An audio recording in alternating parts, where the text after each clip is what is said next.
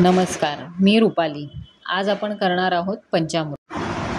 त्यासाठी लागणारे साहित्य: काजू, अर्धी वाटी काजू आपण 7 ते 8 तास भिजवून घेतलेले आहेत पाण्यात, मोहरी, हळद, हिंग, तेल, सुक्या खोबऱ्याचा कीस 2 चमचे भाजून मिक्सरमधनं बारीक केले, तीळ 2 चमचे भाजून मिक्सरमधनं बारीक करून घेतलेले, 3 चमचे दाणे भाजलेले मिक्सरमधनं बारीक करून घेतले, 1 चमचा चिंचेचा कोळ, थोडासा गूळ, 7 ते 8 मिरच्या, कढीपत्ता, तिखट।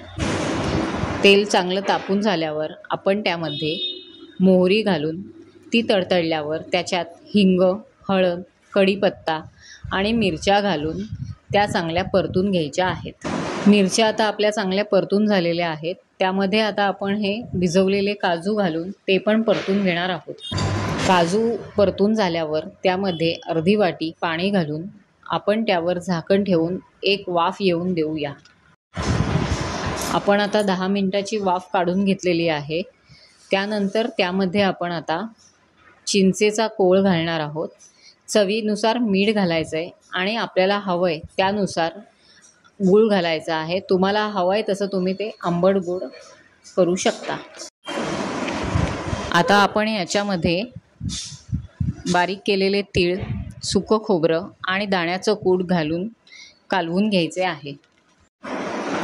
नंतर त्यामध्ये आपण काश्मीरी मिरची पावडर घालणार आहोत, कारण आपण मिरच्या घातलेल्या आहेत त्याचा तिखटपणा त्यात उतरलेला असेल म्हणून आपण रंगाचं तिखट घालणार आहोत।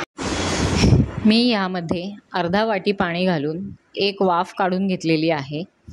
हे आता आपलं काजूचं पंचामृत तयार झालेलं आहे। आमच्याकडे श्रावणामध्ये पूजेला चटणी, कोशिंबीर त्याबरोबर हे पंचामृतसुद्धा करतात। तुम्ही ही रेसिपी नक्की ट्राय करून बघा आणि तुम्हाला कशी वाटते ते मला कमेंटमध्ये कळवा आणि चॅनलला लाईक, शेअर, सबस्क्राईब करा।